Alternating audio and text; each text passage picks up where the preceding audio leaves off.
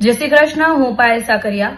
છેલ્લા 3-4 દિવસથી ડીજીવીસીએલ દ્વારા પૂર્ણા વિસ્તારની અલગ અલગ સોસાયટીના પ્રમુખોને નોટિસો આપવામાં આવી રહી છે કે સ્માર્ટ મીટરો તમારી સોસાયટીમાં કમ્પલસરી લગાવવામાં આવશે.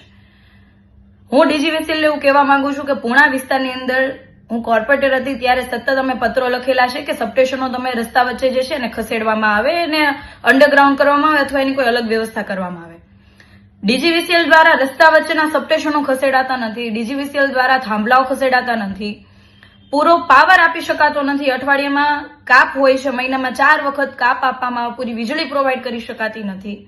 પણ લોકોના ખીચા કઈ રીતના ખાલી કરવા, સ્માર્ટ રીતે ખાલી કરવા, એના માટેની યોજનાઓ, નવા સ્માર્ટ મીટરો લાવીને કોન્ટ્રાક્ટરોના ફાયદા માટે, ભાજપના મળતિયાના ફાયદા માટે તમે સ્માર્ટ મીટર લગાવવાનું જે ગતકડું લાવ્યા છો એમાં અમે ક્યારેય સફળ નહીં થવા દઈએ. જો મનમાં કોઈને એવો વેમ હોય કે પૂર્ણા વિસ્તારની દિવાલ ધરાશાયી થઈ ગઈ છે, કોર્પોરેટરો હારી ગયા છે, હવે પૂર્ણા વિસ્તાર માટે અવાજ ઉઠાવવાળું કોઈ નથી, તો એવો મનમાંથી વેમ કાઢી નાખશો.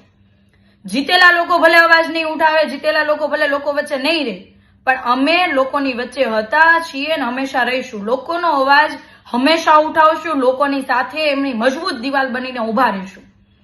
મારા વિસ્તાર એટલે કે પૂર્ણા વિસ્તારની અંદર ક્યાંય પણ ભાજપને સ્પષ્ટ કહેવા માંગુ છું કે તમારી આ એજન્સી કે તમારા મળતિયાઓને ફાયદા કરાવવા માટે સ્માર્ટ મીટર લગાવવા માટે કોઈ જોર જબરદસ્તી કરવામાં ના આવે. જો જબરદસ્તી કરીને સ્માર્ટ મીટર લગાવવા માટે ડીજીવીસીએલના કર્મચારીઓ આવશે તો લોકોને સાથે રાખીને જન આંદોલન કરીશું, ડીજીવીસીએલનો ઘેરાવો પણ કરીશું, પણ એમની જે આ યોજના છે લોકોને લૂંટવાની, એ યોજનાની અંદર અમે ક્યારેય સફળ નહીં થવા દઈએ. તમે સિસ્ટમને સ્માર્ટ કરો, તમારી આખી જે સિસ્ટમ જે ચાલી રહી છે કરપ્ટ સિસ્ટમ, એ સિસ્ટમને પહેલા સ્માર્ટ કરો, એ સિસ્ટમ બદલો.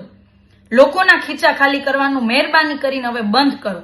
આ મોંઘવારીની સામે લોકો માંડ પોતાનું ગુજરાન ચલાવે છે, એવામાં તમે સ્માર્ટ મીટર લાવીને તમે લોકોના જે ખીચા ખાલી કરવા માટેના આયોજનો કરો છો એ બંધ કરી દો. અમે ભલે હારી ગયા હોઈએ પણ લોકોનો અવાજ પહેલા ઉઠાવતા હતા એવી જ રીતના હજી પણ મજબૂતાઈથી અવાજ ઉઠાવીશું. હજી એક વખત કહું છું, જબરદસ્તી મારા મત વિસ્તારની અંદર ક્યાંય પણ સ્માર્ટ મીટર લગાવવા માટે આવવું નહીં. જો જબરદસ્તી સ્માર્ટ મીટર લગાવવા આવશો તો જન આંદોલન લોકોને સાથે રાખીને કરીશું. જય હિન્દ.